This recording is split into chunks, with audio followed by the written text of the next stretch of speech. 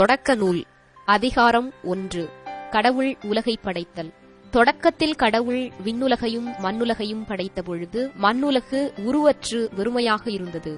ஆழத்தின் மீது இருள் பரவியிருந்தது. நீர்த்திரளின் மேல் கடவுளின் ஆவி அசைந்தாடிக் கொண்டிருந்தது. அப்பொழுது கடவுள் ஒளி தோன்றுக என்றார். ஒளி தோன்றிற்று. கடவுள் ஒளி நல்லது என்று கண்டார். கடவுள் ஒளியையும் இருளையும் வெவ்வேறாக பிரித்தார். கடவுள் ஒளிக்கு பகல் என்றும் இருளுக்கு இரவு என்றும் பெயரிட்டார். மாலையும் காலையும் நிறைவுற்று முதல் நாள் முடிந்தது. அப்பொழுது கடவுள் நீர்த்திரளுக்கு இடையில் வானம் தோன்றுக, அது நீரினின்று நீரை பிரிக்கட்டும் என்றார்.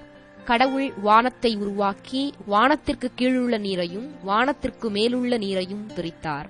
அது அவ்வாறே ஆயிற்று.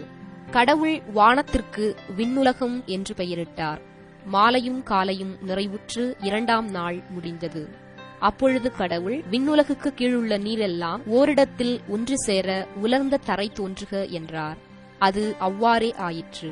கடவுள் உலர்ந்த தரைக்கு நிலம் என்றும் ஒன்று திரண்ட நீருக்கு கடல் என்றும் பெயரிட்டார். கடவுள் அது நல்லது என்று கண்டார். அப்பொழுது கடவுள் புற்பூண்டுகளையும் விதை தரும் செடிகளையும் கனிதரும் பழமரங்களையும் அந்தந்த இனத்தின்படியே நிலம் விளைவிக்கட்டும் என்றார். அது அவ்வாறே ஆயிற்று. புற்பூண்டுகளையும் விதையை பிறப்பிக்கும் செடிகளையும் கனித்தரும் மரங்களையும் அந்தந்த இனத்தின்படி நிலம் விளைவித்தது. கடவுள் அது நல்லது என்று கண்டார். மாலையும் காலையும் நிறைவுற்று மூன்றாம் நாள் முடிந்தது. அப்பொழுது கடவுள் பகலையும் இரவையும் வெவ்வேறாக பிரிப்பதற்கும் காலங்கள் நாள்கள் ஆண்டுகள் ஆகியவற்றை குறிப்பதற்கும் விண்விரிவினில் ஒளிப்பிழம்புகள் தோன்றுக. அவை மண்ணுலகிற்கு ஒளித்தர விண்விரிவினில் ஒளிப்பிழம்புகளாக இருக்கட்டும் என்றார்.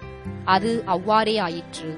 கடவுள் இரு பெரும் ஒளிப்பிழம்புகளை உருவாக்கினார். பகலை ஆள்வதற்கு பெரிய ஒளிப்பிழம்பையும் இரவை ஆள்வதற்கு சிறிய ஒளிப்பிழம்பையும் மற்றும் விண்மீன்களையும் அவர் உருவாக்கினார். கடவுள் மண்ணுலகிற்கு ஒளித்தர விண்ணுலக வானத்தில் அவற்றை அமைத்தார். பகலையும் இரவையும் ஆள்வதற்கும் ஒளியையும் இருளையும் வெவ்வேறாக பிரிப்பதற்கும் அவற்றை அமைத்தார். கடவுள் அது நல்லது என்று கண்டார்.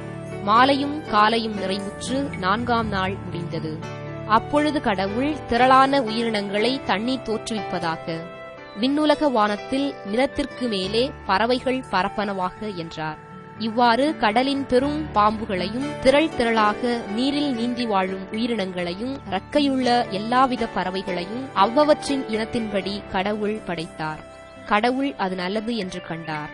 கடவுள் அவற்றிற்கு ஆசி வழங்கி பலுகிப் பெருகி கடல் நீரை நிரப்புங்கள், பறவைகளும் மண்ணுலகில் பெருகட்டும் என்று வைத்தார்.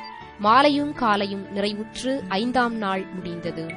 அப்பொழுது கடவுள் கால்நடைகள் ஊர்வன காட்டு விலங்குகள் ஆகியவற்றை அவ்வவற்றின் இனத்தின்படி நிலம் தோற்றுவிப்பதாக என்றார்.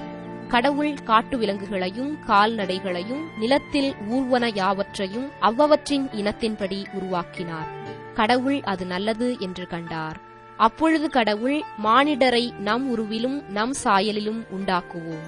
அவர்கள் கடல் மீன்களையும் வானத்து பறவைகளையும் கால்நடைகளையும் மண்ணுலகு முழுவதையும் நிலத்தில் ஊர்வன யாவற்றையும் ஆளட்டும் என்றார். கடவுள் தம் உருவில் மானிடரை படைத்தார். கடவுளின் உருவிலேயே அவர்களை படைத்தார். ஆணும் பெண்ணுமாக அவர்களை படைத்தார். கடவுள் அவர்களுக்கு ஆசி வழங்கி பலுகிப் பெருகி மண்ணுலகை நிரப்புங்கள், அதை உங்கள் ஆற்றலுக்கு உட்படுத்துங்கள். கடல் மீன்கள் வானத்து பறவைகள் நிலத்தில் ஊர்ந்து உயிர் வாழ்வன அனைத்தையும் ஆளுங்கள் என்றார். அப்பொழுது கடவுள் மண்ணுலகெங்கும் உள்ள விதை தரும் செடிகள் பழமரங்கள் அனைத்தையும் உங்களுக்கு நான் கொடுத்துள்ளேன். இவை உங்களுக்கு உணவாகட்டும். எல்லா காட்டு விலங்குகள் வானத்து பறவைகள் நிலத்தில் ஊர்வன ஆகிய அனைத்து உயிரினங்களுக்கும் பசுமையான செடிகள் அனைத்தையும் நான் உணவாக தந்துள்ளேன் என்றார். அது அவ்வாறே ஆயிற்று. கடவுள் தாம் உருவாக்கிய அனைத்தையும் நோக்கினார். அவை மிகவும் நன்றாயிருந்தன. மாலையும் காலையும் நிறைவுற்று ஆறாம் நாள் முடிந்தது.